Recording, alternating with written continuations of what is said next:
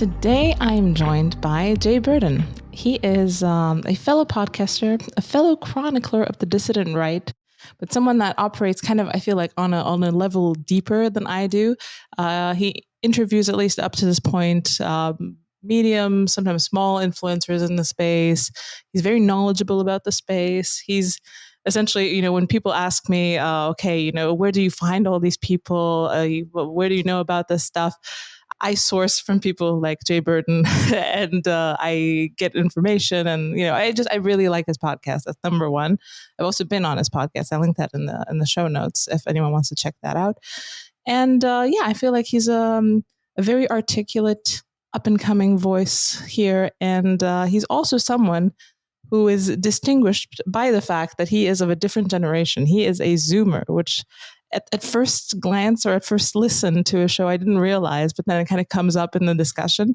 And I thought it would be interesting to chat to him because of that as well, because we're sharing this space. We're both interested in similar types of conversations, similar types of people, but he is a young man living in the US, and I am now slightly middle-aged woman living in Romania, and I feel like this could be a productive conversation. So welcome, Jay Burden. Yeah, thank you so much for having me on, Alex. It was a very kind intro. Thank you. I'm glad you've come on, and I'm glad I've been on your show. And since then, I've listened to quite a few episodes, and you have a knack for picking talent as well. I mean, I really wasn't aware of a lot of the people that you have on your show before they came on your show, and there's quite a lot of really good conversations there. So I want to point people to the show. I guess probably the best intro to this would be, kind of what's your story? How did you end up in these waters? What about it is interesting to you? Well, sure. I would like to say at the very beginning that while I am a Zoomer, I'm on the older end of that generation, right? I'm 24 years old, and I am kind of straddling that line. So for instance, right, Gen Z, also known as, the digital natives, right, are kind of associated with smartphones, with easily accessible kind of Web 3.0 technology. And while that's certainly something that has, deeply shaped my life, I remember a time before that. I not great memories, but I remember when I think I was 8 or 9 years old, when my dad came home with a smartphone. It was a big thing. And so obviously, as within any age cohort, there's going to be differences. And so I think that, when people say the Zoomer, you get the image in your mind, right, of the guy with the perm, bussin' for real, kind of things like that, right? And while that's certainly a culture that I probably have, more familiarity with, I'm not going to, misrepresent myself. So to introduce kind of, my work and, how I got here, I was lucky enough to be part of what's called the Christian classical movement in the US. And this essentially is a group of religious schools that kind of sprang up in the 90s. They were basically a response to, all right, American education has a number of problems, which, if you're in this sphere, you're undoubtedly familiar with. And when we look at Christian schools, they're not particularly academic, right? As far as I understand, there's actually a lot of kind of like Baptist, evangelical Christian schools in Romania, correct? Yes. There's also a lot of those in the US. And while there's certainly, there's higher discipline standards, they're not particularly academic, at least in the US in many cases.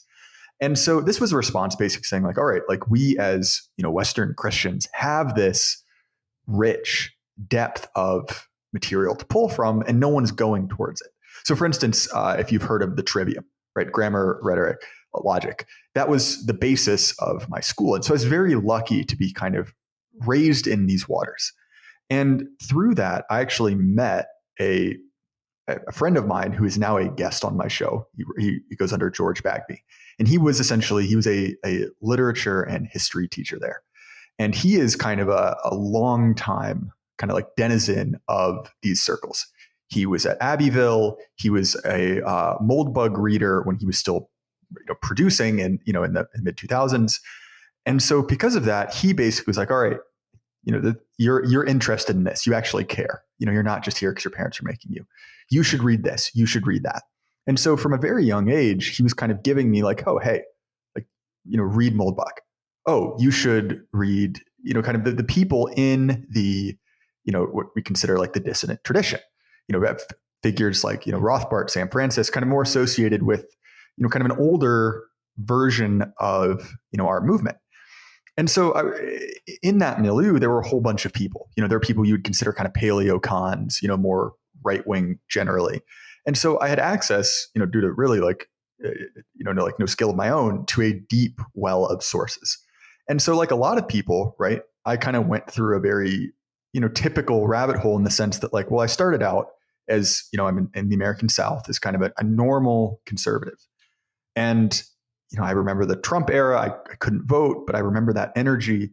And just by virtue of the fact that I think almost everyone, if you've made it this far, you're kind of a disagreeable person, right? You don't like doing what's, you're kind of led to. And despite being raised in a very kind of traditional and conservative circle, I was like, I know better. I'm not going to do what I'm told. And that basically continued up until my freshman year of college. And I was in college, not in the same area directly, but in close proximity to, starting my freshman year, the Charlottesville riot. So I'm not in Charlottesville, but in that, within let's just say a 200-mile radius, right? And I went to, at the time, a small, prestigious liberal arts school. And I just got completely rocked. Like they brought us in, and this was even before the rally happened, but they brought us in to this room, and I think there were, a couple hundred men who were starting as freshmen. And they had us show up a week before classes start. And it was like something out of it was like a stereotype. Then this big old lady with blue hair and kind of problem glasses shows up on the stage. And for the next week, right, I'm basically told you look to your left, look to your right. One of those men is a rapist, things like that. And you're like, what in the world? And so that completely just knocked me flat. I was in no way prepared for that. Because while I had been in, shall we say, an academic Christian conservative setting, and within that, people are like, hey, look, this isn't the real world. I kind of expected, well, everyone's a gentleman. Everyone's playing by the same rules. This is a dialogue. And I got there and I was like, well, what in the world? Well, the story that I like using is, as part of this, my freshman year at this school, which I should clarify, I did drop out, finish my degree somewhere else. I had to take a freshman seminar, which essentially is a class you take on a specific topic you're interested in that basically prepares you to be an academic writer. It's essentially a research class. And I was in business school, and I saw game theory. And I thought, oh, game theory, right? That's economic game theory. That might be useful to what I want to study. And little did I know, I was in a class that was basically critical theory of video games. So essentially, I took and I should add, very expensive college class on Gamergate. So while I was not involved in Gamergate, I was taught it in an academic setting. And so I kind of, in a weird way, people are like, oh, have you been here since Gamergate? I'm like, well, not really, but also kind of. And I see that you're laughing because it is absurd, right?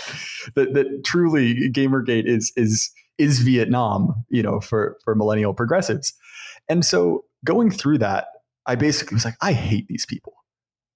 And the whole time it's like, don't you dare watch XYZ. The kind of figures associated with that. And I was like, well, don't dare watch who again?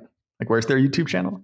And so I kind of slowly, made my way through, the same track that a lot of people did. And the jumping over point for me was plus or minus a little bit before COVID. And it's actually a mutual friend of ours, Aaron McIntyre, and George Bagby, a sometime co-host of mine, had found Aaron when he was very, very small, because again, he's been in these spheres for a long time. And he sent me that. And to me, that was what kind of got me over the hump. Because while I certainly take a lot from Moldbug, he can be a little bit tough to get through. And he has a tone to him that some people can find rubs them the wrong way. And for me, people like Aaron McIntyre and your show is basically like, okay, I can now make this cohesive. I can make kind of a more political realist framework mesh with kind of my more existential beliefs. And so it's a long story short to say that eventually I got further and further into these spheres. And honestly, I started this podcast in no small part inspired by your own podcast, because I had a conversation with another young guy in the dissident spheres, Paul Fahrenheit. He's a writer, he's a poet. He has an interesting series of fiction that's out right now. And we had a great conversation. We talked for like 4 hours. And he's like, you know what? Like, you know how to speak. You should do something with this. And so I was like, well, all right. Like, I feel like that's a sign I should do something. I looked around and I was like, well, okay, I'm an okay writer. There's a lot of people writing. So do I want to become like the 10th new Substack this week? Or do I say like, okay, well, I've always been good at public speaking. I've always been good at, meeting people. Like, I can probably do that. And so that's what I've been doing for a little over a year now. I think I'm up to 112 numbered episodes, and it's been a lot of fun, and it's genuinely something I've found invaluable. It's the most fun hobby I've ever had.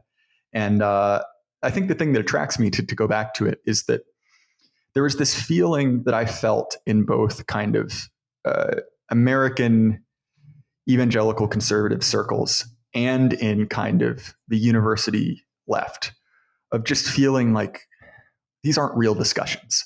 This isn't a real idea. We are rehashing essentially a culture war that happened before my parents were born. Like this isn't interesting. And so that same feeling that I loved in school of, reading classical authors, reading this kind of like getting into this like rich academic substrate where it's like, oh, there's something here to sink your teeth into. And as I'm sure this is the place to be if you're interested in ideas. And if you're interested in getting past the kind of platitudes of, socialism destroyed compilation 3, where it just effectively is like it's really no different from, like WWE or, American football, right? To actually like looking at something that is, real and interesting and can inform the way you live your life. And so that's why I enjoy talking to people. And so, yeah, that's a long way to kind of describe how I got here, but that's how I ended up with the podcast. Yeah, and it's you're also extremely prolific. I remember when I came on your show, you had recorded, I don't know, for a week or maybe even more. Yeah, that was something I could do before I got married and before I got a job. So I was working at the time. I was working early shift at a factory, which means that I would show up to work at 4 a.m. And obviously, you can even work a 8 or 10 hour shift. And by the time you're done, well, it's like, all right, none of my friends get off work for a couple hours and I'm not just going to sit around. So it's like, all right, like let's record 4 times a week because I got the time. And that was definitely good. I'd like to say that because I have more time, my individual episodes are better. There's more of me to give. That's probably, I shouldn't say that about myself, but I'd like to imagine that's what happened now that I've, gone back to a more sensible, episode a week schedule. Yeah, it's interesting. I mean, obviously you have that kind of early 20s energy, which I wish I had at the moment. And now I'm at the point where, this is probably one of the last like late afternoon, evening episodes that I can do because I'm just beat at the end of the day now. So I wake up at like 5:30 because that's obviously when toddler wakes up. It's not very negotiable here. And I am extremely pregnant and I'm sleepy, but I'm still soldiering on because I want to, have a little bit of continuity for the show. But yeah, it does take it out of you, especially, I mean, for me, it's because it's my second language as well. I kind of feel like I need to dig deep to, express myself. And it's just, it's surprisingly energy intensive, the podcasting business, which I guess, I know what you mean. I did a benefit stream, right? When a friend of mine got canceled and I decided like, you know what, I'll go for 8 hours with a rotating panel of just who wants to drop in. And I knew it was going to be rough. Like I knew like, oh, that's going to be hard. But by the end of it, I was incoherent. I probably lost conservatively 30 IQ points over the course of the stream. And so by the end of it, it was just like, well, you're listening to a man fall apart on air, which I guess some people enjoyed. But yeah, no, it is harder than you'd imagine to speak at length, and especially about, like genuinely intense topics. It's not like you and I are discussing, celebrity gossip in the top 40. It's like, well, why is it important that you suffer? And it's like, oh, wow, like that kind of takes it out of you. And so, I have sympathy, and I'll put it this way: I would not have known, you were as tired unless you told me. So I think you're doing a good job. Thank you. Yeah, I mean, I guess returning to the main theme of the show, so I don't continue complaining about being tired. I don't think that's that interesting to listeners. I wonder, kind of, because you were describing this essential deadness of the core culture and what attracts people to this space, what attracts smart people to the space as well, because that's kind of the same beacon that I've seen. The fact that the only real conversations are happening here. Obviously, not every conversation happening here is real, and not everything's profound and wonderful. And there's also, because the space has gotten bigger, it has attracted a little bit of, debris or something like that. There's some marginal conversations that are a bit nutty, but I wonder what. How you see this space affecting the people around you. I mean, you said you're in the South. I guess it's probably more interesting maybe to people who already kind of have a conservative bent. But in terms of the percentage of people that you've maybe grown up with, like how many of them would be interested in this, could be interested in this, do have the interest, bandwidth to deal with these ideas? What I see in my sphere is that a lot of people would have the capacity to deal with this, but they're not interested. They really are kind of, I just want to grill type people. And until, the city is on fire, they won't really react. Like the frog could be boiling for a very long time until they twitch a little bit. So I wonder what your feeling is, like how's your generation, the people around you, reacting to this stuff? So it's an interesting point, right? So I should say, obviously, I live in a much more conservative area than average. And so what I will say, and I'll use my high school graduating class as an example, because it's a nice round number. I graduated with 30 people, small school. Of that, I would say there are probably 1 in 10, 3 or 4, who are, just as far down the rabbit hole as you and I are. So basically, the kind of people who are, reading Dostoevsky, the kind of people who are sitting there asking, these kind of like deep questions of like, why are we like this? Some of whom will no doubt listen to this episode. And on the other hand, I'd say there's the next layer of the onion, which is kind of, why did the SJWs ruin my XYZ? They're the kind of people who are very, very angry about, kind of culture war issues, people who are, boycotting Target, people who are, very upset at Bud Light. And obviously, I know you said this episode will air in the future. What I mean is kind of like current culture war issues, the thing that, people like, Glenn Beck, and they will tell you to be mad about, right?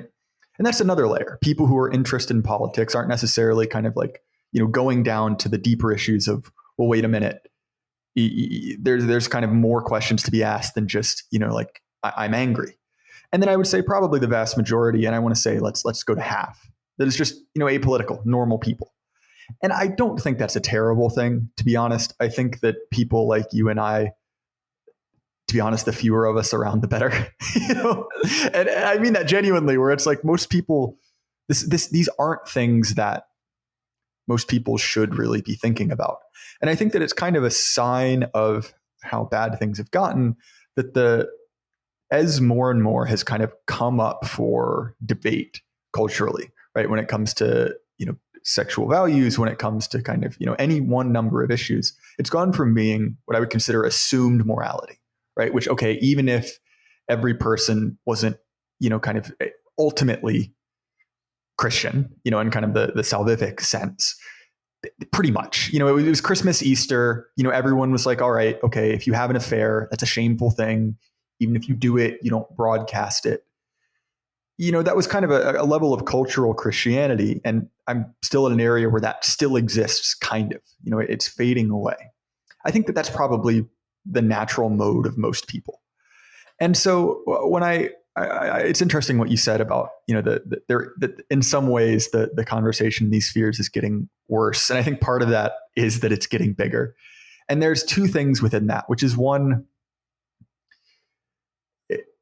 there's only so many kind of what I would consider like, hyper intelligent dissidents around, and after a certain point, it's just people who are angry, and you can be angry for either legitimate or illegitimate reasons, and I think that a lot of the kind of chaff we see is basically kind of social malcontents, and there's a friend of mine, Black Horse, who's a Canadian. I recommend his work a lot. He speaks oftentimes with Stephen Carson, also known as Radical Liberation. And Black Horse said this very well, where he's like, look, like, I shouldn't be a dissident. I went to a Canadian Ivy. I work in, high finance. I should be a pillar of the system.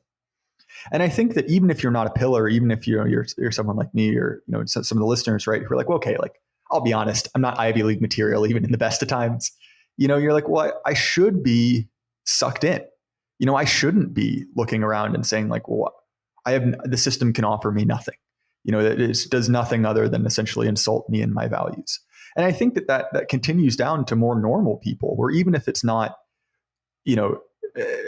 explicated very neatly, like that my government hates me because of, XYZ, the kind of like academic reason that maybe, you or I or, any one of your guests could give.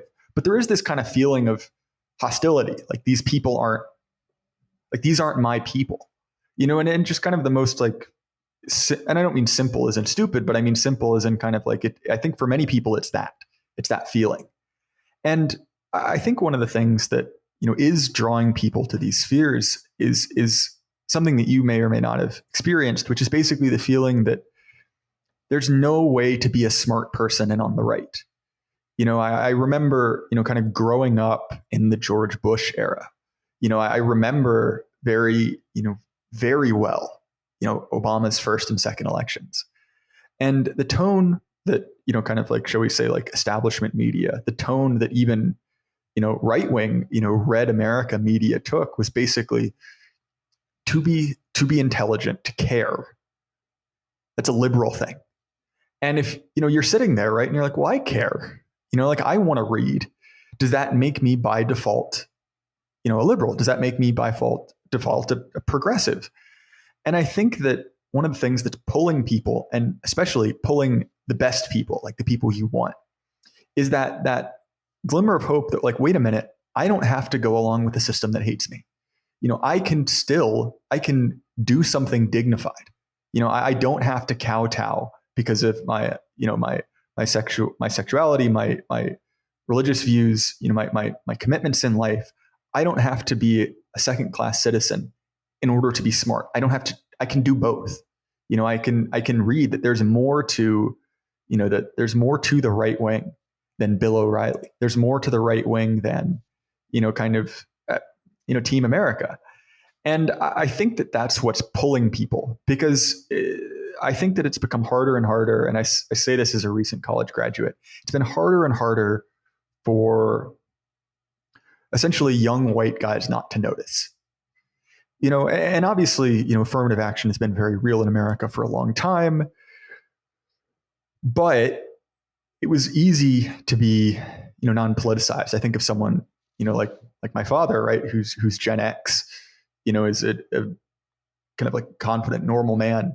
And for him, it was very easy to go through, higher education, to go through the workplace as a normal person. It wasn't like he had anything to be, quote unquote, ashamed of. And I think that what we've seen is that basically, stories like mine at university, and as exaggerated as that is, are becoming more and more common. And the signal that is sending, and it happened, I almost got kicked out of, school for COVID. Like all of these things are basically signaling, you're not welcome here. And I think that when you're not welcome, you basically look around and you're like, okay, well, where can I be? Where am I allowed to be? And I think that this is a receiving, like it's a catcher's mitt for those type of people. And obviously, some people get stuck at the Joe Rogan level. Some people get stuck at the Daily Wire level. But the people who you want, right, the smart people, the people interested in asking, why? Wait, is there more to this, these set of beliefs than just, a Candace Owens book and, something, like a 30-second, TikTok compilation of SJWs destroyed? Well, those people are going to find it here. And that's sort of why I like, your podcast, and what I hope to be as well, is essentially like a landing pad for new people. Like, hey, well, okay, like who should I listen to? Who should I be reading? Who are people that have, interesting ideas? Because, and I think that this is a sincerely held religious conviction of mine, right? That obviously, like you and I would both hold as, some variety of, small or Orthodox Christian, right? That there are ideas, which your belief can determine kind of the ultimate fate of your soul. And if you take that up a few layers to like, all right, well, these ideas matter. These ideas will produce, radically different results in my life and, the life of my community. Well, then the kind of like weak gruel of, mainstream conservatism just isn't enough. And look, I'm not a populist. I'm not saying, super plus Republicans, right? Like the ultra based ones that are really out there. Like we need 50 plus 1% of those people. I don't believe that. I'm firmly in kind of like the elitist camp in that sense. But also, right, we have the advantage that every one of these people, like me, like any number of kind of the young guys joining this circle, it essentially is a zero-sum game. They're leaving the regime and coming here. And if we believe, right, in the idea of like a counter elite, of dissatisfied, competent people who essentially have nowhere to go, there's really very little option for me to join the regime, in the capacity that I would like to, or I hypothetically would like to, of course. I think that is a tide which benefits us. So that's a very long-winded answer, Alex. I hope I got your question. No, absolutely. I think that's kind of one stream of what's coming in. But for me, I mean, my situation is quite different. I'm a woman. I'm an immigrant. At least I was an immigrant to the West. I got lots of kind of offers of participating in all sorts of programs, and I was invited into the regime in a very explicit way. I even my major in college was diversity management, so I was very much kind of already built up to be part of the blue-haired class. But what it was for me, it wasn't the fact that I was rejected. There was no place for me. There was clearly a place for me. It was all nice and cushy, and everyone wanted me there. But it was repellently dumb. I feel like people don't realize how, like you said, I hate these people, and you don't just hate them because they hate you. I think that's just a component. You hate them because they're spouting platitudes. They're jockeying for status with ideas that are empty. They don't mean anything. They don't represent anything real in base reality where things actually count. And yeah, I think that was such an important thing for me. I didn't want to be part of their club, so I looked for a different club. But yeah, it's I think there are multiple kind of force vectors pushing people into this direction. I feel like the disgust is an important one as well. No, definitely. And I think that obviously, especially for young men, there's kind of a trap of media analysis, right? That if you go to, kind of certain circles of the web, you could find lots and lots of people essentially complaining all day about kind of like, legacy science fiction franchises, right? Like, oh, the SJWs ruined, insert, like Star Wars, Star Trek, anything that was kind of traditionally, associated with kind of like nerd culture. And fair enough, maybe that's true. But there's kind of two ways to go from that, which is one, I want better propaganda, which is, a place that a lot of people go. I would argue it's probably not the best use of your time.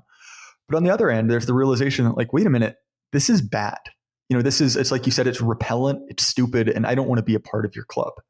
And so coming from that, the answer is, well, like, okay, like there is some kind of truth, there's some kind of interesting theme in these kind of, works of pop culture, right? That's the part that kind of grabs your brain, but if you essentially get people and you're like, wait, that instinct is in you for a good reason, right? That instinct for narrative, that instinct for kind of a grand tradition, like that's worth your time. That's in you, to make you better.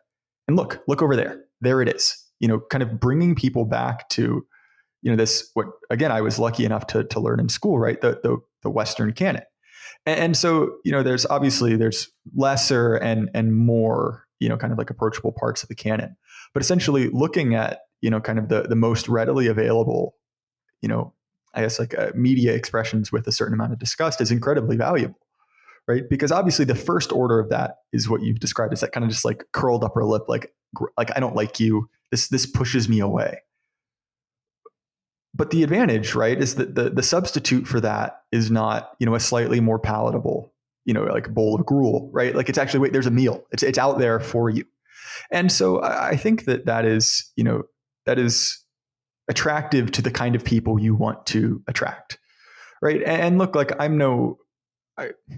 not necessarily naive enough to assume again, that it'll work on everyone. Everyone will say like, yes, I want to choose something that's, on one hand, less palatable, right? It requires more of me, but offers more on the back end.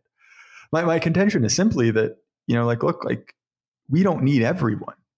But, if one team basically says like, all right, like we don't want talent, and the other side says, well, hey, welcome home. Here's a way to get better. Here's a way to become more competent. Here's a way to kind of, use your gifts based off of, should we say, like better software. It's like, well, look, like I'm very black-pilled in the kind of like medium to short term. I have no faith that these people will ever take their foot off the gas. We're kind of driving into something.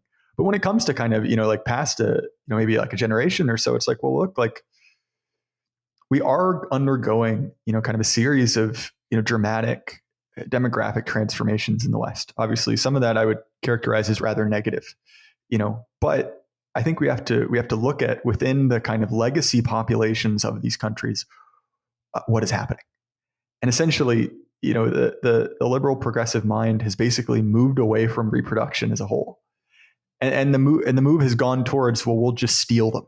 We'll take your kids, Red America, and turn them into gender communists. And obviously that works to a certain number of people, right? But they're essentially, it's a losing numbers game. And so to me, the way that I view kind of the preference cascade trap that we're stuck in, right, is an analogy I stole from a friend of mine, and I quite like it, where he basically calls it, a genetic bottleneck, right? That this is a test for humans, roughly on a similar level to the Black Plague, right? And obviously, there aren't people dropping dead in the street because of a rat-borne virus. People are just dropping in the street of fentanyl overdoses, but the point stands. And so he's basically, and this is again my friend Black Horse, who I've cited once or twice already, is he's like, look, like this is a test, but it is not a test for a physical virus; it's a test for a mind virus. That mind virus is essentially this kind of like awful, like atomized individualism, this kind of like awful, state religion we're currently seeing. And so to me, right, I think that there is a little bit of hope in that. It's by no means easy. It's by no means perfect. And look, you can cause an awful lot of damage before reality catches up with you. But there is a certain sense in which I would argue that, gravity and entropy are kind of on our side here, if you see what I'm getting at. Yes, I think I completely agree with that, and this is kind of the point I've made a few times in the last few episodes that I recorded.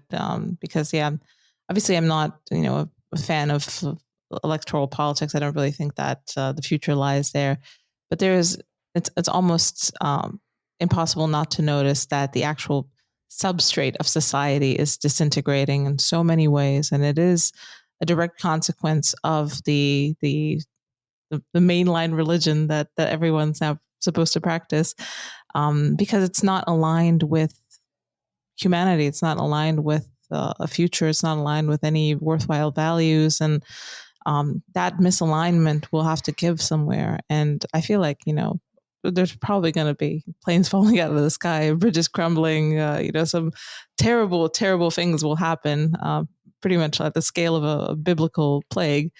But eventually things will have to settle into whoever is going to inherit the future. And I guess that'll be, the people who actually decide to show up. So yeah, unfortunately, it's an inevitability to be white-pilled in the long run. But I just don't, the sad thing about it is that, the slump at best, or the chaos or the disaster will happen in my children's lifetime. Very probably. Definitely. And to me, I think that the most, like, one of the most interesting questions, right, is essentially like, who are the next people to jump ship from kind of, the Rainbow Coalition, in a sense, right? That the future kind of put forward by, shall we say, like Obama era millennial progressives is basically an alliance of everyone versus straight white guys. And so obviously, straight white guys look at that and they're like, well, I'm not going along with that.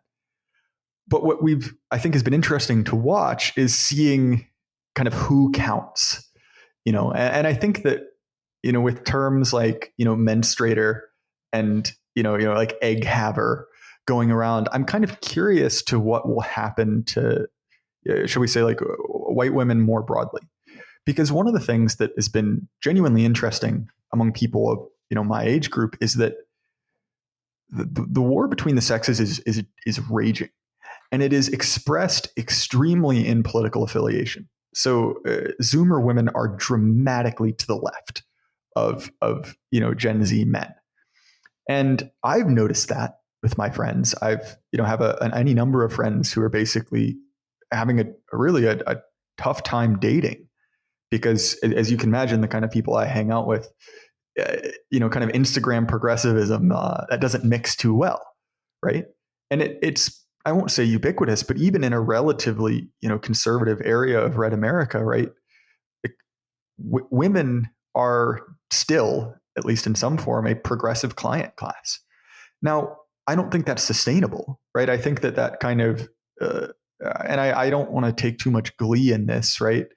But it's pretty easy to see, the millennials who are, your age to slightly older now, right? Who bought in, who became a kind of like blue-haired, class. And to be honest, those people are miserable, like genuinely miserable. And I don't necessarily know. I'm not, again, like a big people power person, that like, oh, people are going to wake up, it'll be the conservative revolution. But I just look at that and I say, well, that's not, to me, that just seems like a miserable existence, and I think that as the kind of like easy email jobs, as the kind of like cheap money that has kind of buoyed this trend through the last, should we say, like 10-ish years, I think that as that goes away, the calculus kind of changes. Because when it goes from being a 100K email job to like a 45K email job, right? Like how much can you buy for your cat on 40 grand a year?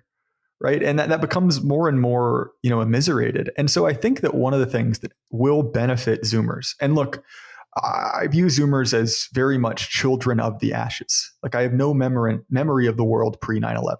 I have only a slight memory of the world pre Ferguson. Right. I mean, I do, but you know what I mean in kind of like the active political sense. One of the advantages is that the makeup kind of rubbed off of liberalism a while back. Like if it's the .com boom, right? Everyone's making money hand over fist, line go up forever. There's something of this feeling of it's like, okay, well, why does this matter? Like we can all get richer. We can buy new stuff. Consumerism can kind of buoy you over it. And look, like I realize obviously, with each kind of successive generation, American consumerism, you've kind of got less for your dollar. I get that. That's not my point. But I would argue at the point where now, and I know this because I work in financial services, right? That almost every person I talk to under 30 basically says, I'll never own a house and I won't ever get any kind of government money. Like it's done. The money's all used up. And I think that, okay, maybe some people look at that as kind of a hedonistic thing. Like, okay, well, let's just, I'll chop my penis off and, become a demi-queer or whatever. But I think that for the vast majority of people, it's like, well, what's an alternative? Right? Is there another way to live? Because this is making everyone miserable. And I think that, in a weird way, right? I'm by no means an accelerationist, but in a weird way, everything getting worse is it's kind of better for people, because that kind of, and I've stolen your phrase, preference cascade, right? That idea of just doing the easiest thing and how that turns you essentially into this like horrible monster. This like horrible atomized, monster sitting in your 750 square foot studio apartment with like an endless variety of, Uber Eats and porn.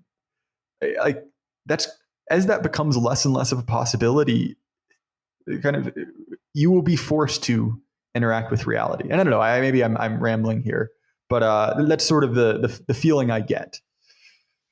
Yes, I think that's, eventually that something will have to give, because like you said, it's unsustainable both in terms of the ideology and the values that it cultivates and the financials. I mean, people have been eating off the seed corn for a very long time. And then, you have the West seed corn, but then essentially as part of the core ideology of the West is that we should let everyone else eat the seed corn too. So Y'all come in, step up to the table and continue eating the corn. And that accelerates, like Adam Smith said, that there's a lot of ruin in a nation.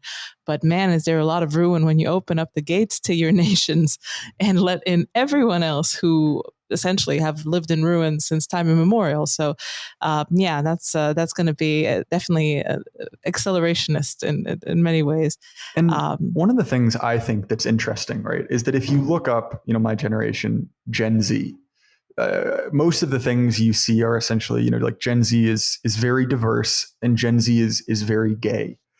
And I mean that in both a derogatory sense and a descriptive sense.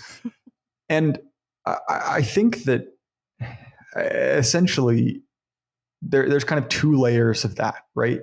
Which is essentially the programming, right, pushed through, that the way to be high status is to be not straight, not white, and not Christian, right? Those are low status things. So in order to kind of advance yourself, you have to move away from that. Again, the problem is that status depends on a kind of a pause from reality, right? That is an inversion of, what would have been a kind of traditional social hierarchy. And that inversion takes energy. It's not a passive thing. Is that there needs to be, a thumb on every scale. There needs to be, kind of like a department everywhere making sure that if that inversion doesn't carry on, then the hammer of the Justice Department will fall on you, like a bolt of lightning from the sky.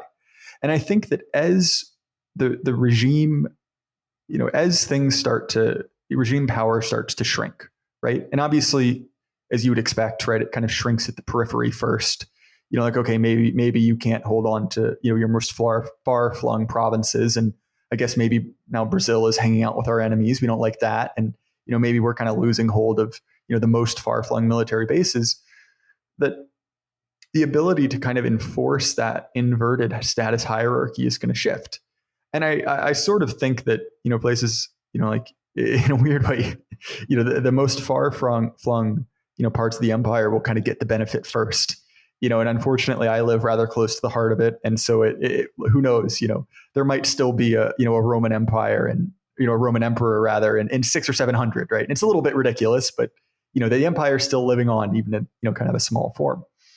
And so what I think is that my thesis is, I guess, that people of my generation are reacting to status signals, right? And so many of these behaviors that they exhibit are rational from a certain perspective, right? Like, this will advance me, this will kind of like push me forward. And I think that, viewing, I think believe it's like 21 or 22% of Gen Z is homosexual is, I don't buy that. To me, that is 20 to 20 some percent of people who are status conscious, and so if you essentially have a way to say like, all right, like, I guess Chris Hemsworth is kind of hot, so I'm bisexual maybe, or like, I think I kissed a girl at a party once, so I guess I'm a lesbian. I think that will kind of go away as quickly as there is status to be gained from it. I think that if we can take one thing from economics, right, it's that people are kind of, rational actors, moving in a system of scarcity. And I think that, once incentives change, people will, kind of like shortly, follow suit. Yeah, I completely agree, and I feel like this is kind of going back to what you were saying, that women diverged from men quite quickly, especially in Gen Z, and I feel like people talk a lot about the effects of social media, blah blah blah. It's a big talking point, but I feel it's very hard to comprehend how much of a cultural force it's been, especially with young women. Like you said, in Instagram progressivism, like the image based, status based proliferation of whatever Occupy Democrats type graphs plugged into like natural empathy and the instinct to be a little bit more conformist and agreeable than your average guy, and to kind of project that and promote that. And I mean, I feel like it's been literally cascading effects, from influencers. Like I remember like any sort of current thing, because I obviously being a woman, I follow my mommy bloggers and my recipes and all this type of stuff on Instagram, and they all had to align. Like there was like, Gleichschaltung instantly about all sorts of things like Ukraine, COVID, masks, everything. You had to show fealty to the thing, and I think that kind of female hive mind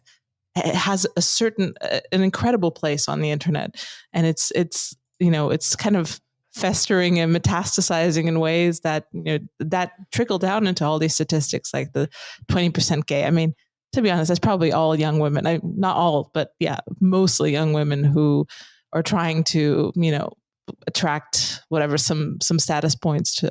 So, yeah, it's been very weird to see this as well, and people that I know who are just millennials and here around me, and I keep bringing up the example of my friend who was really concerned about abortion rights in Alabama, and I'm like, I mean, I obviously care about stuff like this as well. I wouldn't have this podcast. I wouldn't be discussing, American politics with people. But this woman, she's not politically active here. She's not generally interested in any of this. Obviously, it came from Instagram. Obviously, she follows a woman for her fitness program, and she was posting stories about the plight of women in Alabama, and it is crazy. Like, I also know a girl here that I kind of grew up with who's raising her son gender neutral and stuff, and I know that this is from Instagram. Like, this is not something that anyone in real life would have talked to her about or would have inspired her to do or would have even come up with. It's all nuts. So this woman's now painting her toddler's fingernails blue because the machine told her to. So it's really really strange. And obviously, if the programming changes on Instagram and people go back to normal, then yes, we will see a very, very quick cascade back. So this actually brings me to what I think is one of the most interesting things about Gen Z, right? Is that, one of the features of, kind of the post, let's just say the 20th century, but probably like the post World War II reality more specifically, is the idea of kind of like decades and generational culture, right? Like if I tell you like, like I like 60s music, like you kind of know what that means, right? You have an image in your head. And, being kind of like digital natives, being kind of children of the ashes, right, is that Zoomers don't really have a common culture at all. In the sense that, because of, algorithms, right, because of like mass proliferation of essentially like media sorting sites, almost everyone has, their own kind of hyper unique culture. And when I say this, to, like, Alex, if I ask you, like, what was your song of 2004? You might have an answer to that. Like, I remember listening to this, or this was like the album of that year. I speak with my parents and grandparents about this. But if you ask me, like, well, what was your song of 2018? It's like, well, the song that I listened to that came out like, I don't know, probably 3 or 4 years before that, had a fairly disappointing release, and I just listened to it because I was in college and I found it, right? And that's a silly example. It's something about probably indulgent about my own life, but that is repeated on kind of every level. When you see people saying like, oh, Zoomers don't know pop culture, they don't know anyone. And it's kind of true. But to be honest, I would argue that's almost an advantage, because so much of, and there are, thinkers in our spheres devoted to this, kind of going back through what we consider like, legacy media, films like, 12 Angry Men, One Flew Over the Cuckoo's Nest, that are kind of classics, right? That before a certain era, everyone would have watched, right? Those aren't neutral. They're burying things in your mind. And so much of kind of American civic religion over the past 50 years has been based on that, right? Like, oh, no, we can't do that because I'll be just like Nurse Pratchett from One Flew Over the Cuckoo's Nest. Or, oh, I can't be like that. I don't want to be like the parents in Footloose or something like that. And even if it's not so explicitly stated, right, those memes, right, those mind viruses have a power to them. And so on one hand, it's like, yes, Zoomers tend to watch like brain dead internet content, of like, people with, brightly dyed hair on Twitch or whatever. The advantage to that is there's no content there, or like there's a very little content there. And so one of the reasons, right, that people are always like, oh, like, young people, Gen Z is so easily radicalized, like they'll be like Charlie Kirk one day, posting, like National Socialist slogans the next, is effectively, right. And I should say I'm not a National Socialist. There is something to be said for the fact that the ties to that previous culture, kind of the stronger version of the culture we see in ashes today, there's none of that with young people because they haven't watched all the films, they haven't listened to all the music. Their entire frame of reference is essentially a couple TikTok stars. And don't get me wrong, those TikTok stars are probably libtards, but that means the propaganda is not nearly as good. It's not something you can really like organize your life around. And so when I think of things like what are the hallmark events, of kind of liberal civic religion, you've got, the Second World War, the 1960s.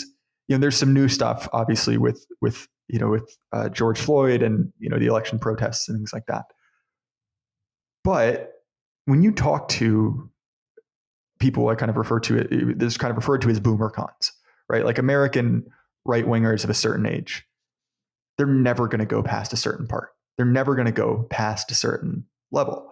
And I was talking to some Christian nationalists about this, to be released on my show sometime. And they were basically saying like, yeah, like it's really hard to talk to baby boomers because they want to go back to when, their Christian values were in such a strong position that they didn't have to exert them.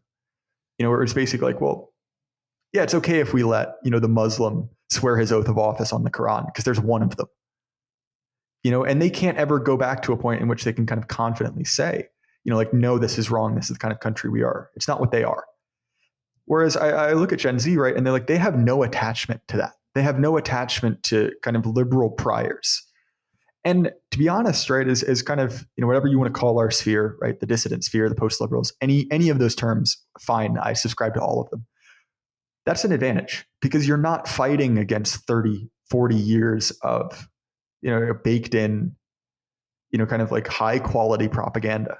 All you've got to do is fight, 10 years of a crippling screen addiction, which, all right, okay, that's not great, but realistically, like what content is there to fight against? And so I don't know, maybe that's kind of the theme running through this is that I see on one hand, there are definite downsides to people my age. I won't deny that. I've said it before, they're genuine, they're poor, they're gay, and there's any number of invectives you can level. And all of those are correct.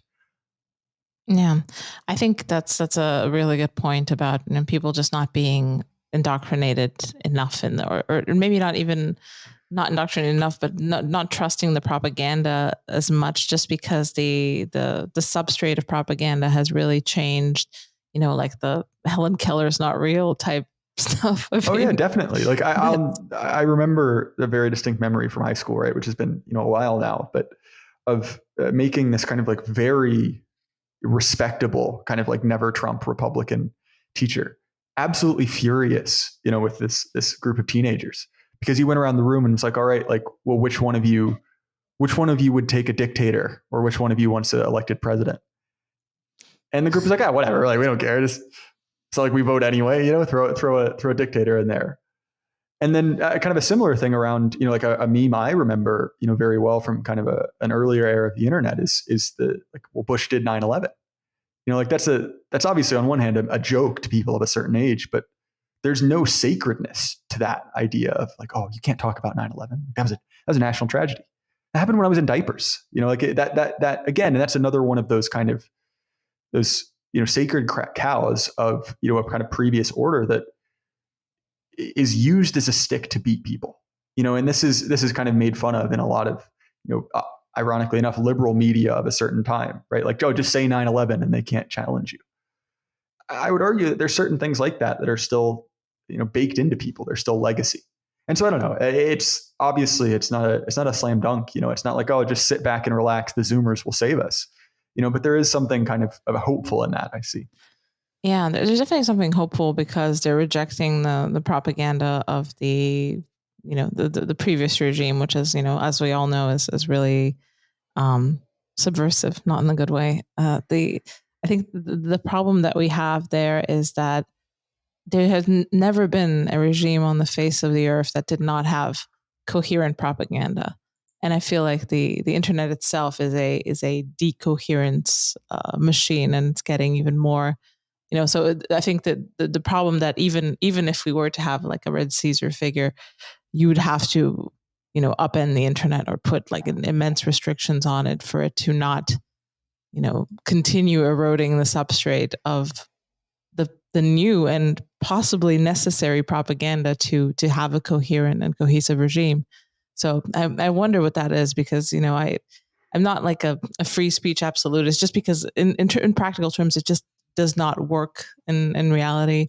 And then when you have something like the internet, and then the internet itself is kind of morphing into something even more, a hydra with even more heads now, with all this kind of NLP and all sorts of stuff that's popping up with GPT whatever number we're currently on, and it's just I wonder what our narrative is going to look like in the next 10, 20, 30 years. And that's in a way, for me, kind of an equivalent level of worry compared to, the shitty and destructive propaganda we have now, but it's still kind of, I guess, lives on in the heart of the boomers. But once the boomers die out, there isn't even that, there's nothing holding the ship together.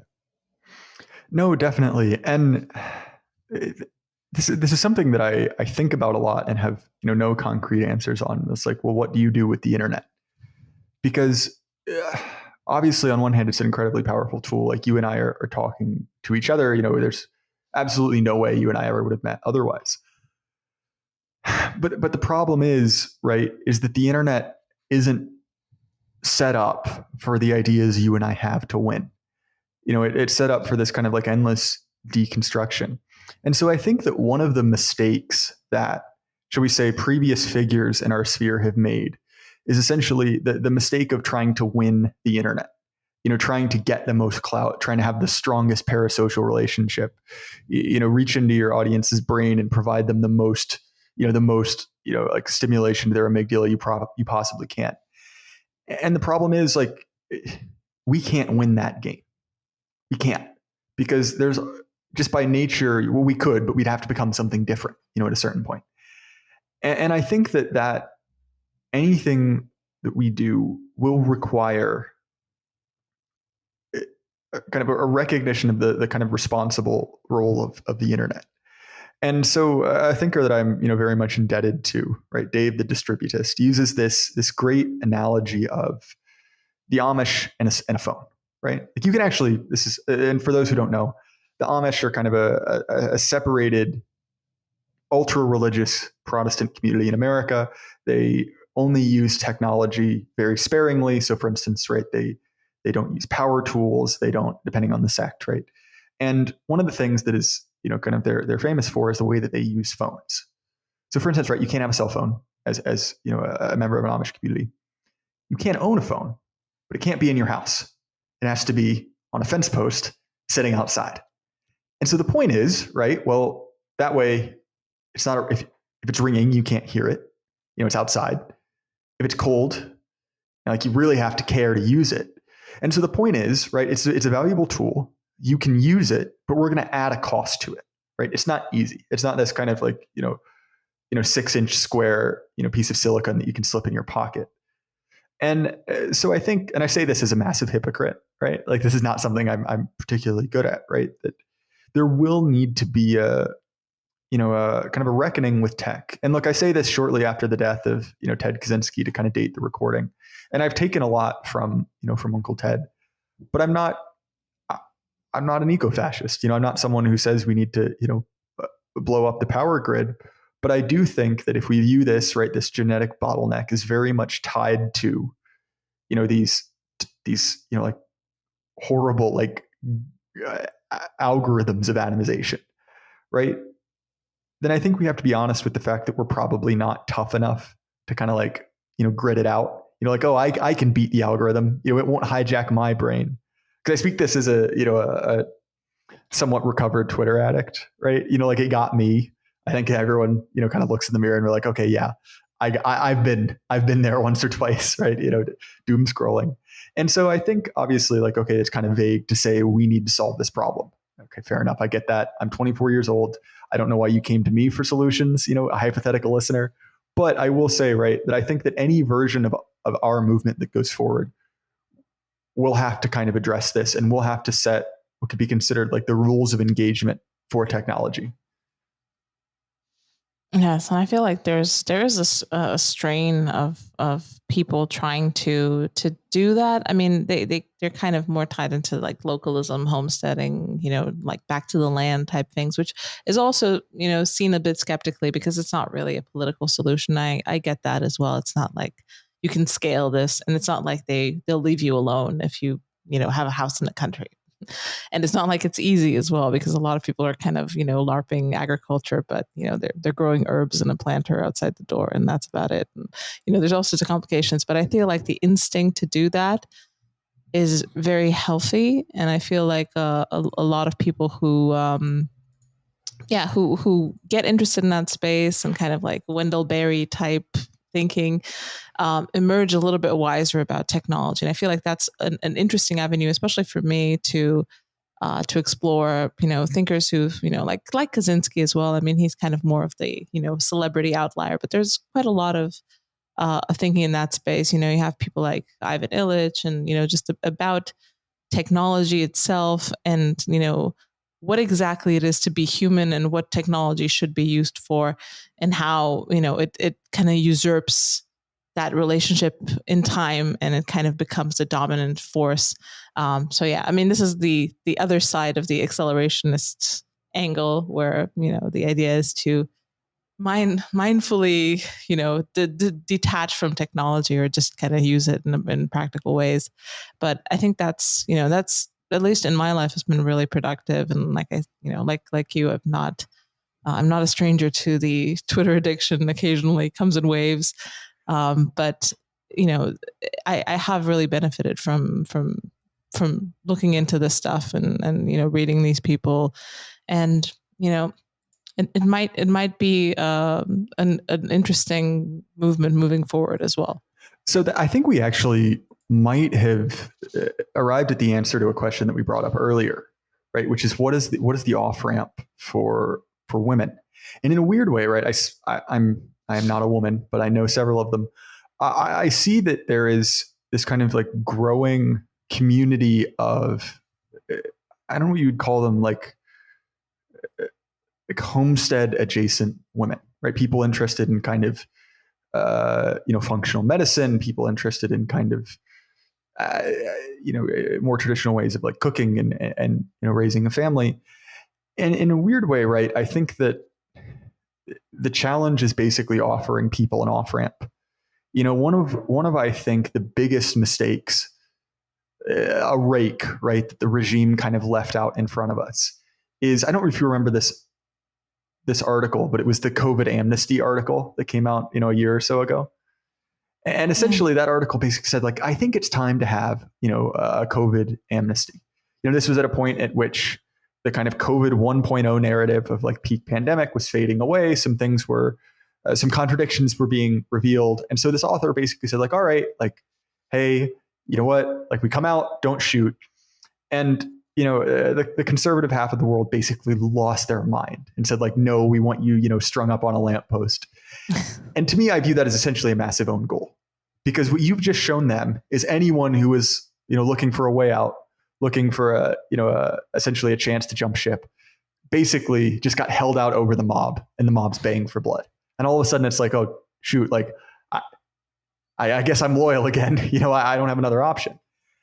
And so I think that basically when your two options are basically like I'm going to, girl boss, gaslight, gatekeep, essentially, like I'm going to, achieve XYZ career, freeze my eggs, question mark, prosper, and then this kind of, and it is very feminine and I don't particularly understand it, right? But this kind of like more like crunchy, kind of like more traditionally at least bent, like sphere of kind of like mommy bloggers and fitness influencers and kind of like people interested in, for instance, like, making sourdough and bone broth. And I would argue that, okay, that's not necessarily our thing.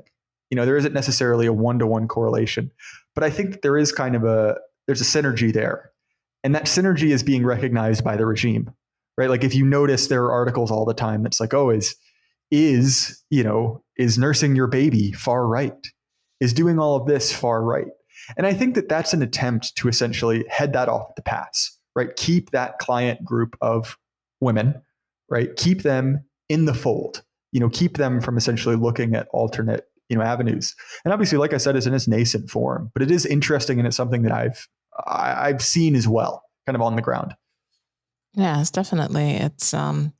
There's always been a bit of a tension and a question about what to do with the women in right wing politics, and different people have different answers. Some people have the answer of nothing, but there's the thing is, like, the women who are attracted to right wing politics have kind of carved out their own spaces, and like you said, it's mostly in this kind of motherhood, kind of inspirational content where the cooking and the keeping of the home, and maybe a little bit also religious, maybe more so than some of the more kind of male lifestyle content on the right seems to be very much kind of bodybuilding focused, but the women are like more about motherhood and keeping the home and all this type of stuff. But yeah, it's been it's hard to not notice that tension. And now that the space has become bigger, it kind of, I keep saying this, like, once Andrew Tate became really big, there was a wave of people kind of sloshing in from the wider manosphere into more kind of right-wing politics. And those people, came with a lot of baggage, and, it really has become just a bit tiring to be female on the internet and be kind of in right-wing spaces, because there's always someone, back in the day I had like, one or two reply guys who are very much kind of like mainline manosphere, talking about I was talking about, I don't know, whatever political, Bertrand de Jouvenel, and he was like divorce rape and stuff like that in the comments. Now there's like 15 of them. So it's like, okay, if turn down the temperature, guys.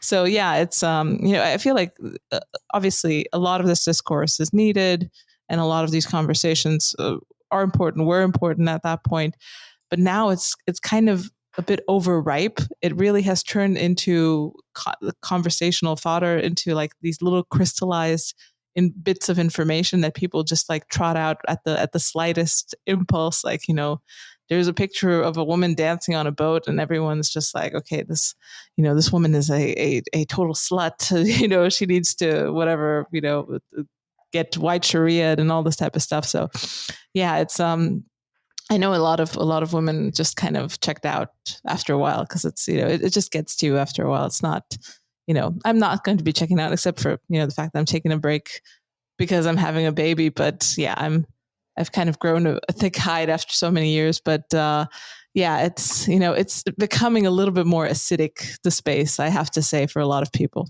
Well, I think part of that, right, is that there is seemingly there is clout to be had. And anytime that there is clout, there is attention, that there's kind of like energy in a space, there's an incentive for drama, and that incentive kind of increases. And I am kind of famously averse to drama. I genuinely despise it. I try not to say anything bad about anyone publicly, right? Because basically it's a colossal waste of time.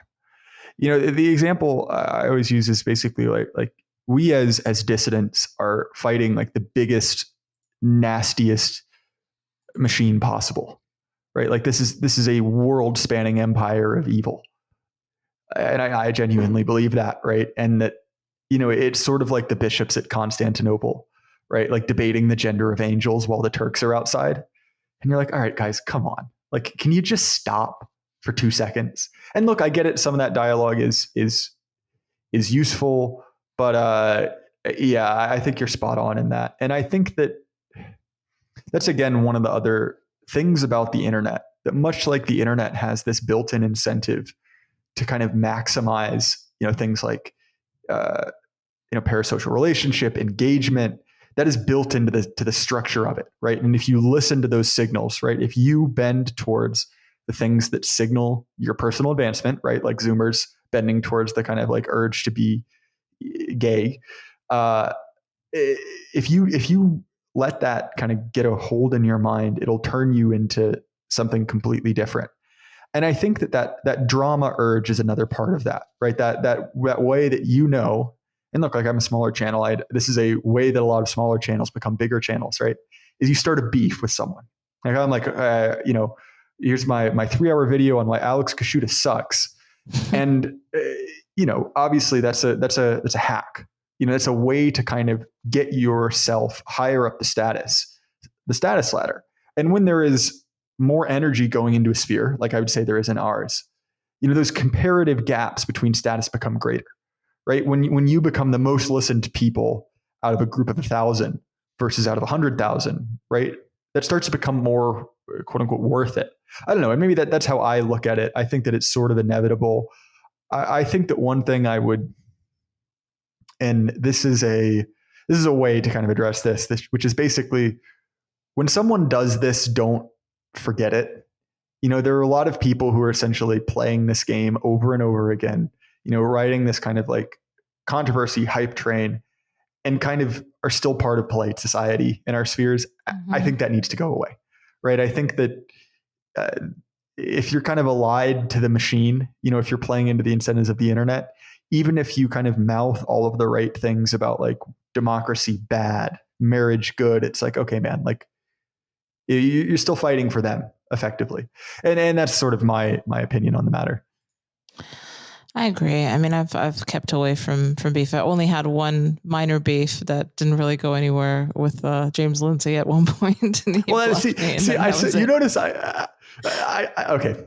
I can't. There are several people I don't allow myself to talk about on air, and it's James Lindsay and Rod Dreher for similar reasons. And I feel like me saying that indicates my broad position on those two men. Yeah. Yeah. I mean, I have nothing to say about it. I feel like probably James Lindsay's blocked most people in the space because he just doesn't, at least, a few years ago, 2 years ago, he didn't really want to engage with people here. So, that's the funny thing. That's actually how I found your podcast. Is I was a very passive listener of James Lindsay, just because I've, always interested in his historiography, right? Intellectual history. I always thought he was kind of a cringe atheist, but his takedown of you was so hilariously bad. Like genuinely was the last episode I ever watched of James Lindsay. Like this is trash. And I had never made the connection because I was a Moldbug reader. And he was like, people like Alex Kashuta and Mencius Moldbug. And I was like, who and Mencius Moldbug? And so I was like, just put this in my phone. And so that's I guess, funny enough, nice. another way down the rabbit hole. No, that's really cool. I didn't even know that he addressed me by name. I know he just like, said just vague things about the murky, dark underbelly of the blah, blah, blah. And then, that it's dangerous and, dragons be there and stuff like that to his audience. And I also got like a big influx of people at that point when he kind of disowned me because people were just curious. And they first came to tell me that I'm bad and that I'm an SJW because they probably thought that, that James Lindsay would only be against me if I was too on the left and stuff like that. And then I would just kind of, link them to stuff I wrote or, interviews and stuff like that. And I'm like, no. James Lindsay doesn't like me because I'm too right wing. And then they were like, oh, okay. And then, I got quite a few Lindsayite convert to my minor cult. But yeah, it's strange. I don't know. I used to be kind of interested in this stuff way back in the day, but to be honest, I really wasn't that interested in the whole kind of cynical theories thing. It just feels like, just the most perfect kind of platonic form of the virus that ate liberalism type narrative, which I really don't believe because I'm, into Moldbug and I really think it's kind of baked in. So from that point on, we were kind of at odds. I just don't buy his core premise at all in any way. So I don't think liberalism has a yeast infection. I think liberalism is the yeast infection. So it's a strange way to, never have anything to talk about with James Lindsay. I think that's probably a good way to wrap up my opinions on my personal favorite new atheist and Kung Fu master. Yes, exactly. I think that is, and I think it's a good way to wrap up. I think the main part of our show before the last question, the question of the show, the question everyone gets. about a subversive thinker that you think might be underrated and that people might be wise to check out. So the eagle-eyed, viewers may have noticed, right? My pseudonym, Jay Burden. I actually stole that from a novel written by Robert Penn Warren called All the King's Men, and it's a truly amazing American modern novel starring Jack Burton about a man who is thoroughly alienated himself from his patrimony, from his culture, from his friends and family, in a pursuit of political power, and how over the course of the story, he realigns himself with his family and with his culture. At the same time, in kind of a chiasmus, as a character based off of a famous Louisiana governor named Willie Stark in the book, kind of goes to the opposite, right? We see a character who starts off as this kind of like hardworking, like honest, local politician who turns essentially into a kind of a monster by the end of it. And these two men are kind of compared and contrasted against each other. And so I think that one of the questions that we're in is basically like, well, how do we relate to our ancestors?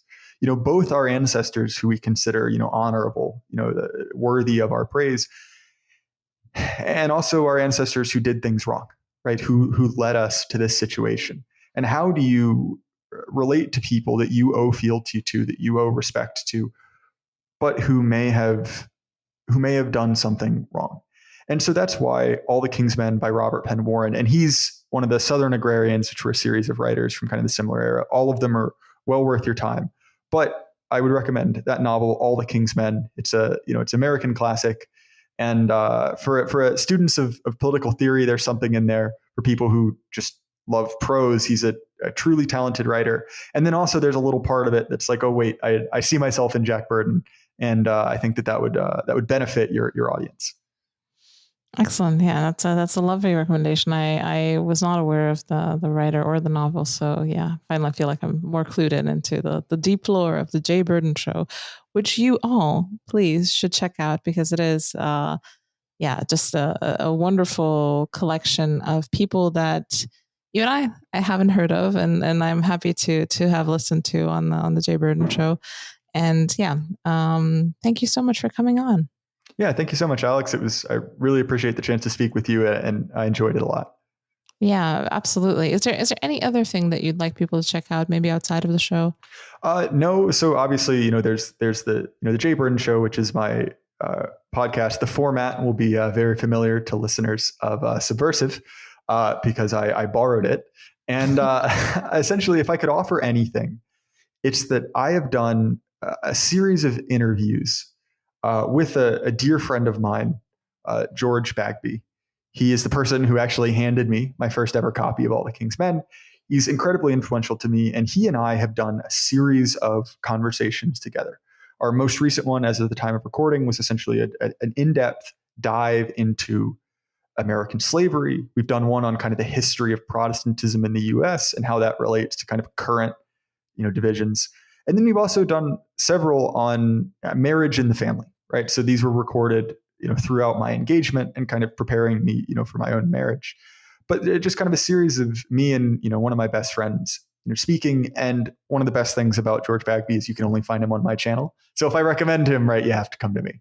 And so that's the content I would recommend people start off with. Obviously, I've done a series of episodes with, Thomas777, who's another, dear friend of mine. And I would invite you guys to just check over my work. It's available both as a video show and then an audio one as well.